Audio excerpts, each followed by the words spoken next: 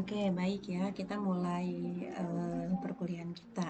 Nah, di pertemuan pertama ini saya akan memaparkan terkait dengan tools dari mata kuliah kita Farmasi Fisika 1 ya. Nah, yang perlu kalian ketahui di kuliah Farmasi Fisika 1 ini nanti berlanjut ke Farmasi Fisika 2. Jadi ketika kalian tidak lulus di Farmasi Fisika 1 ini, maka nanti di Farmasi Fisika 2 itu tidak bisa mengontrak gitu. Jadi harus lulus dulu Farmasi Fisika 1-nya. Nah, Farmasi Fisika 1 itu ada praktikumnya, jadi 3 SKS. 2 SKS tatap muka, ya melalui virtual kalau sekarang. Terus yang 1 SKS-nya adalah praktikum. Di praktikum nanti menunggu jadwal yang sudah dibuat oleh Kepala Lab ya, Pak Kusdi. Nah, Farmasi Fisika 1 ini nanti akan kita lalui bersama gitu ya dalam 14 sampai dengan 16 kali pertemuan. Nah, sebelum kita melanjutkan, saya akan paparkan kepada kalian semua terkait dengan satuan acara perkuliahan kita ya, SAP. Nah, ini adalah rambu-rambu kita dalam melakukan perkuliahan. Oke, ini ya SAP kita yang pertama. Ini perlu diperbaiki ya, ada pertemuannya harusnya 4, bukan 4 SKS ya, tetapi 3 SKS yang saya paparkan tadi. Nah, ini coba diperhatikan mata kuliah kita ini ya, itu terdiri dari di sini saya tulis 12 kali pertemuan ya, berarti nanti akan ada sampai UTS dan UAS itu jadi totalnya 14, tapi bisa jadi kita lakukan dengan 16 kali pertemuan. Nah, ini dia. Itu ada tujuan instruksional umum ya. Nah, terus ada instruksional khusus gitu ya. Ini tidak saya paparkan, ini keep buat saya untuk evaluasi UTS dan UAS. Dan ada pokok bahasan dan subpokok bahasan serta metode dan media. Mungkin saat ini kita akan menggunakan metode media online ya pastinya dengan daring ini. Oke. Nah, untuk pokok bahasan yang pertama nih, nanti kita akan bahas terkait dengan ruang lingkup kimia fisika ya. Nah, ini yang harus diketahui bahwa Farmasi Fisika 1 ini memang mata kuliah awal dari Farmasi Fisika 2 ya, mengawali Farmasi Fisika 2 yang isinya sebetulnya adalah mata kuliah kimia fisika gitu ya. Kalau mungkin kalian sudah belajar sebelumnya. Nah, ini di sini sebetulnya banyak hal ya yang harus kalian pahami terkait dengan farmasi fisika, yaitu dari hal-hal yang akan kita bahas bersama apa itu ya di dalam farmasi fisika. Nah, di pertemuan kedua itu kita akan bahas terkait dengan sifat cairan dan padatan. Nah, di sini perlu ketahui bahwa kita nanti tidak akan membahas cairan dan padatan saja, tapi nanti ada satu lagi yaitu gas. Nah, di sini tapi untuk pertemuan kedua kita akan bahas khusus yaitu cairan dan padatan. Nah, ini terkait dengan struktur molekul dari cairan dan padatan tersebut. Nah, ini akan kita bahas ya. Terus yang berikutnya, yang ketiga itu kita akan bahas terkait dengan termodinamika gitu ya. Kalau kita ketahui bahwa termodinamika itu bahasa dari dua kata, dari tingkat bahasa ada dua kata yaitu termo dan dinamika. Kalau pertemuan di fisika dasar kita sudah bahas tentang dinamika. Nah, di sini dikaitkan dengan termo ya. Tahu kan ya termo itu apa? Termo itu adalah panas gitu ya. Berarti ini terkait dengan gerak yang mempengaruhi panas ya. Kalau panas itu indikatornya pasti suhu ya. Nah, itu yang akan kita bahas di pertemuan ketiga. Nah, di sini termodinamika itu bicaranya, kalau tadi kita bicara tentang cairan dan padatan, di termodinamika ini kita khusus dulu nih awali dengan membahas gas gitu ya, sifat-sifat dari gas. Jadi gas itu adalah zat yang memang liar ya, beda dengan cairan dan padatan. Kalau cairan dan padatan bisa kita lihat langsung ya, bisa kita kita bentuk mungkin ya. Kalau cairan bisa mengikuti wadahnya gitu, kalau padatan sudah pasti tidak berubah. Nah, kalau gas itu berbeda, dia memang lebih liar gitu ya, bergerak bebas, ruang lingkupnya tidak terbatas gitu ya kalau gas. Makanya nanti di hukum termodinamika ini akan ada batasan-batasan yang kita gunakan ya agar bisa mempelajari gas tersebut. Nah, itu pertemuan kedua. Nah, bagaimana dengan pertemuan ketiga? Nah, di pertemuan ketiga kita akan bahas tentang maaf tadi pertemuan ketiga ya, pertemuan keempat maksud saya. Di pertemuan keempat yang kita bahas adalah hukum dari termodinamika tersebut. Nah, kalau sebelumnya tadi kita bahas termodinamikanya, itu kita akan bahas tentang hukum termodinamika ke-0. Nah, mungkin agak tabu ya hukum termodinamika ke-0 ini. Setiap kita belajar ketika di sekolah menengah itu dikenalkan pada hukum termodinamika itu hanya 3, yaitu hukum termodinamika 1, hukum termodinamika 2, dan hukum termodinamika 3. Padahal hukum termodinamika itu ada 4, ditambah dengan hukum ke-0 termodinamika. Nah, di pertemuan ketiga akan kita bahas itu hukum ke-0 termodinamika. Nah, hukum pertama termodinamika, hukum kedua termodinamika, hukum ketiga termodinamika, saya rasa kalian sudah memahami ya atau sudah pernah belajar. Nanti kita akan samakan frekuensi terkait dengan hukum termodinamika ini, cara membahasnya seperti apa. Ya, nah itu di pertemuan keempat saya akan bahas hukum termodinamika 1. Di pertemuan kelima saya akan bahas tentang hukum termodinamika kedua, gitu ya. Nah, nanti di sini sudah mulai nih kita bahas tentang grafik-grafik. Jadi harus mengingat ya cara membaca grafik pada koordinat kartesius X dan Y saja ya, 2 dimensi saja. Jadi tidak pakai 3 dimensi. Nah, itu di hukum termodinamika 2 sudah mulai menemui nantinya. Nah, berikutnya di pertemuan ke-6 kita akan bahas tentang hukum termodinamika ketiga. Nah, hukum termodinamika ketiga ini bicara tentang energi secara umum gitu ya. Nah, ini akan kita bahas di hukum termodinamika ketiga. Nah, terus pertemuan ke-7 kita bahas tentang kesetimbangan kimia. Nah, kesetimbangan kimia ini menjadi dasar nanti ketika kalian bisa ingin membuat sebuah sediaan gitu ya. Kalau di farmasi kan nanti mangga kalian akan mengambil konsentrasi apa ya nanti ke depannya farmasinya. Nah, kalau misalnya bicara tentang teknologi farmasi gitu itu akan banyak bahas tentang farmasi fisika. Itu kita harus tahu dulu bagaimana konsep kesetimbangan kimia. Karena dalam membuat formulasi itu akan kita pertimbangkan gitu ya antara pelarut, terlarutnya, sehingga bagaimana proses reaksinya, bagaimana keadaan dari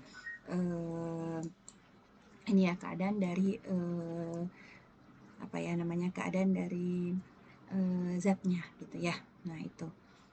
Nah, terus berikutnya itu nanti akan kita bahas tentang pertemuan ke-7 ya, pertemuan ke-8 ya, itu akan bahas tentang larutan elektrolit. Nah, mungkin dengar ya elektra berarti sifatnya kelistrikan. Nah, ternyata zat-zat kimia atau larutan kimia itu punya sifat kelistrikan. Nah, ini akan kita bahas di pertemuan ke-8. Nah, pertemuan ke-9 kita akan bahas tentang di pertemuan 9 ya. Nah, di pertemuan 9 kita itu akan bahas tentang ya, pertemuan ke-9 ya. Nih. Nah, di pertemuan ke-9 itu kita akan bahas tentang larutan non-elektrolit. Nah, tadi elektrolit, sekarang non-elektrolit. Berarti larutan yang tidak mengandung kelistrikan. Nah, kenapa kita harus tahu? Karena antara larutan elektrolit dan non-elektrolit itu reaksi dalam membuat formulasinya akan berbeda perlakuannya. Dia harus paham tentang sifat dari larutan elektrolit dan non-elektrolit. Nah, berikutnya kita akan bahas di pertemuan ke-10 adalah elektrokimia. Nah, terus ke-11 itu ada pengantar kimia kuantum, ke-12 adalah spektroskopi fluorometri. Nah, itu yang harus dipahami ya oleh kalian. Nah, mungkin awal-awal agak tabu ya mendengar tadi SAP kita, tapi tidak apa-apa, itu yang harus kalian pahami ya tentang konsep SAP kita. Nah, terus berikutnya saya akan jelaskan tentang aturan perkuliahan kita.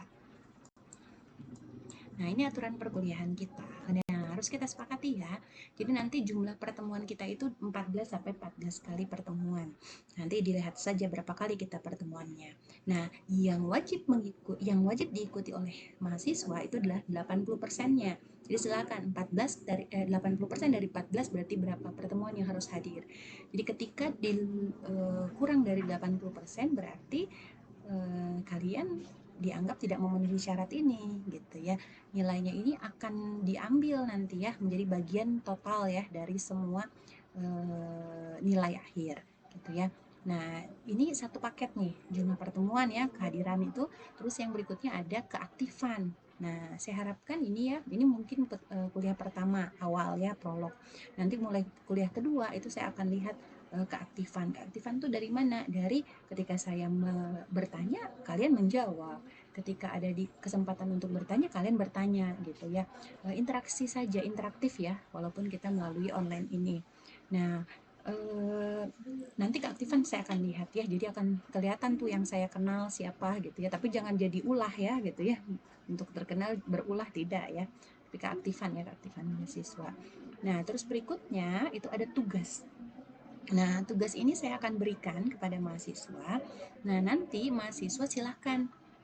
Nah, itu dikerjakan dan untuk tugas, saya tidak menyuruh untuk, jangan nyontek," enggak. Tugas justru dilakukan atau dikerjakan itu bersama-sama gitu. Jadi ada yang mengerti, tolong dijelaskan kepada teman-temannya. Jadi sifatnya diskusi ya kalau ada tugas. Jadi tugas yang saya serahkan dan dikerjakan nanti itu silahkan didiskusikan. Nah, nanti saya harapkan ya hasil diskusi itu berarti kalian semua yang berdiskusi itu paham gitu. Jadi silahkan mau mengerjakan bersama-sama di mana silahkan. Nah, pastinya jawabannya sama dong Bu, ya nggak apa-apa. Saya menghargai ketika jawabannya itu sama, kalian paham ya kenapa tidak gitu. Nah, terus berikutnya ada kuis. Nah, kalau sifatnya tadi tugas itu ditugaskan dan punya waktu tertentu gitu ya untuk dikerjakan. Nah, kalau kuis itu tidak. Kalau kuis itu bisa saja saya lakukan dadakan. Misalnya tiba-tiba di awal pertemuan, tolong dikeluarkan kertas lembar untuk mengerjakan kuis, bisa jadi. Atau di akhir perkuliahan saya menyuruh untuk ayo keluarkan kertas, kita buat rangkuman, atau misalnya ada pertanyaan dari saya, kalian membuat di kertas dan dikumpulkan, itu juga bersifat kuis. Nah, dari semua itu saya akan ambil nilainya 20% dari nilai total gitu ya. 20%-nya saya ambil. Nah, itu. Terus yang berikutnya itu adalah ujian tengah semester. Nah, ujian tengah semester ya, itu UTS itu berarti asumsinya begini saja. Kalau kita 12 kali pertemuan ya, 12 SAP ya tadi 12 poin, berarti saya akan lakukan evaluasi di 6 pertemuan awal gitu ya. Di 6 pertemuan awal saya akan evaluasi hasil pembelajarannya seperti apa di UTS. Nah, itu bobotnya 35%. Berarti materi awal itu ditanyakan 35%. Nah, nanti biasanya saya lihat gitu ya, saya evaluasi hasilnya. Ketika hasilnya maksimal, maka nanti materi sebelum UTS itu tidak akan saya masukkan di UAS. Namun jika ternyata hasilnya tidak maksimal, maka nanti di UAS ya itu akan saya ulangi lagi bertanya materi sebelum UTS gitu. Makanya maksimalkan di UTS. Agar kenapa? Agar nanti di UAS tidak terlalu menumpuk materi yang kalian harus pahami gitu ya. Jadi pahami benar-benar tiap sesi ya, tiap pertemuan, saya harapkan begitu. Nah, itu ya. Jadi di UTS ya, maksudnya mana? Tadi sorry. Di UTS tadi 35%. Nah, di UAS itu 45% ya. Di UAS itu 45%. Nah, silakan dihitung. Jadi kalian bisa mengasumsikan nih ketika sudah mendapatkan nilai di 35% di UTS, berarti nanti kalian udah tahu tuh, oh nilai kalian kira-kira akan bisa gini. Kalian dapat UTS-nya itu 80, berarti hanya diambil 35% dari 80 gitu ya. Nah, baru segitu kalian bobotnya. Anggap saja poin pertama ini ya, semuanya itu bagus gitu, anggap 100. Berarti kalau 100 hanya diambil 20%-nya, berarti hanya 20 poin. Jadi kalau ini 20, kalau ini anggap kalau misalnya ini 100 juga ya UTS-nya, berarti kan ini dapat berapa? 20 tambah 35 ya kan. Nah, berarti 35 ditambah 20 berarti 55. Berarti otomatis kalian nanti di UAS itu hanya butuh poin 45 gitu ya. Kalau misalnya ininya 100, yang ininya juga 100. Nah, silakan dipertimbangkan itu ya. Matematisnya dipakai ya dalam menentukan prestasi ke depan kalian seperti apa. Mahasiswa harus sudah bisa melirik ya hal tersebut gitu. Nah, terus berikutnya saya ingatkan lagi ya, link absensi kita ini ya, bit.ly DHM Farmasi. Jadi tolong sekali lagi diisi link absensinya. Tapi saya juga akan lihat absen langsung ya, di mata kuliah ini akan saya absen langsung. Saya tanya ya seperti tadi, saya tanyakan dulu siapa yang hadir sekarang gitu. Nah, setelah itu nanti saya juga akan cek di bit.ly gitu ya. Jadi jangan lupa mengisi absensi di sini. Nah, terus berikutnya yaitu ini berita acara ya. Ini berita acara kita. Nah, berita acara ini wajib diisi. Nah, saya serahkan kepada KM ya. Nah, atau koordinator lah, koordinator mata kuliah ini untuk memegang ini ya, memegang draft ini.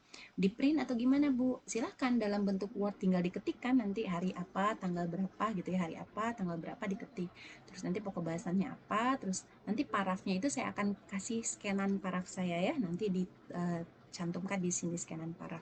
Nanti jumlah mahasiswa yang hadir silahkan dicek oleh koordinatornya, saya minta tolong ya. Tenang, koordinator mah berarti keaktifannya dihargai nih ya karena koordinator. Oke, ini yang hadir tolong dicek, ditulis di sini misalnya, oh sekarang yang hadir 20 orang, ditulis 20 gitu ya. Nah, aplikasi yang digunakan apa? Aplikasi yang digunakan itu bisa bentuknya Zoom ya, bisa juga bentuknya YouTube, live YouTube gitu. Saya juga nanti akan menggunakan live YouTube. Terus yang berikutnya juga bisa menggunakan Google Meet ya, atau juga bisa menggunakan Google Classroom gitu ya, tergantung nanti kita akan gunakan seperti apa. Kita akan variasikan lah ya gitu. Nah, ini BAP yang harus diisi ya. Pokoknya intinya kalian walaupun online harus tetap aktif maksimal ya. Nah, jadi jangan menunggu gitu, jangan mendengarkan saja, tapi silakan interaksi gitu ya. Nah, interaksi itu bisa berbentuk, kita ada grup nggak? Kalau ada grup, nah di grup juga bisa chat langsung ya untuk bertanya terkait mata kuliah kita. Di luar pertemuan boleh nggak Bu? Boleh saja kalau saya sempat membaca. Kalau tidak nanti mungkin jawabnya kapan gitu, tapi tetap akan saya jawab. Atau diingatkan nanti pas perkuliahan gitu ya. Nah, itu mungkin ya gambaran dari perkuliahan yang akan kita jalani nih selama 1 semester. Saya harapkan sekali kerjasama dari mahasiswa gitu ya. Jangan malu ketika tidak tahu gitu ya. Sehingga ketika UTS itu tidak tahu ya setelah belajar maksimum ya lakukan maksimal gitu, tapi tidak dengan mencontek gitu. Karena kalau kalian mencontek, saya tidak akan punya gambaran bahwa kalian tuh bisa atau tidak gitu ya. Jadi saya harapkan mangga jujur lah terhadap kemampuan masing-masing. Jadi ketika memang nggak bisa, saya akan bisa membaca, kalian tidak bisa gitu. Sehingga tindak lanjut berikutnya seperti apa yang harus saya lakukan. Jadi jelas gitu ya. Nah itu ya. Nah mungkin itu ya untuk prolog kita. Hmm, saya lanjutkan saja ya. Saya lanjutkan dengan perkuliahan kita hari ini ya, terkait dengan dasar dari farmasi fisika ya, terkait dengan ruang lingkup farmasi fisika. Nah, ini dia. Ini ruang lingkup farmasi fisika. Nah, kita pastinya di farmasi fisika ini akan bicara tentang sebuah materi gitu ya. Nah, materi itu apa? Nah, kita sudah sepakati ketika di fisika dasar yang namanya materi adalah benda bermassa gitu ya, benda bermassa yang ada di bumi gitu, dan pasti dipengaruhi oleh gravitasi gitu. Ini itu yang harus dipegang dalam konsep fisika. Nah, ini sifat materinya seperti apa? Nah, ini ada dua sebetulnya. Dari sebuah materi itu sifatnya ada dua. Ada sifat kimia, ada sifat fisika gitu. Nah, ini yang menjadi tugas dari farmasi fisika 1 gitu. Bagaimana kalian bisa membedakan sifat dari materi tersebut ini terkait dengan sifat fisika atau sifat kimia gitu. Jangan salah gitu ya. Nanti kalau sifat fisika dianggap sifat kimia dianggap sifat fisika, nanti berbahaya itu gitu ya. Jadi harus dipahami sifat fisika dan sifat kimia. Nah, apa itu sifat fisika dan sifat kimia? Bisa dilihat, itu ada sifat fisika, itu ada dua yang kita bahas. Ada in, ada ex gitu ya. Intensif dan ekstensif. Intensif itu dia kontinu ya, kontinu. Ya, kontinu selalu gitu. Kalau ekstensif itu dia bisa berubah-berubah, itu ekstensif gitu. Nah, contoh massa jenis. Massa jenis sebuah materi itu tidak akan berubah. Itu terkait dengan apa kalau massa jenis? Nah, massa jenis itu terkait dengan massa dan volume. Ya, jadi perbandingan massa dan volume dari suatu materi itu tidak akan berubah. Jadi ketika misalnya nih, ini benda segini gitu ya, massanya 10 gram. Kalau saya bagi dua, kan ini massanya 10 gram. 10 gram volumenya utuh kan satu begini. Kalau saya potong gitu ya, berarti kan masanya jadi setengahnya, berarti 5 gram. Nah, berarti volumenya gimana? Sama setengahnya juga. Jadi perbandingan massa dan volume itu akan selalu tetap. Nah, itu yang dikatakan dengan massa jenis gitu. Jadi tetap. Nah, itu sifat intensif. Itu juga sifat fisika. Jangan pikir oh, massa jenis itu sifat kimia. Bukan, itu sifat fisika gitu ya. Sifat fisik lah, sifat dari materi itu secara fisiknya. Terus ada warna juga. Ya, warna itu tidak tidak akan berubah terhadap satu jenis zat gitu ya, kecuali ada interaksi dengan zat yang lain. Berarti kan zatnya akan berubah gitu ya, itu warna. Terus ada titik leleh ya, titik leleh dan titik didih itu pasti gitu. Saya oh emas itu titik lelehnya berapa, berbeda dengan es itu titik lelehnya berapa. Jadi pasti akan berbeda-beda tiap zat, tetapi zat tersebut tetap titik leleh dan titik didihnya gitu ya. Nah itu. Terus berikutnya untuk yang ekstensif itu ada massa gitu ya.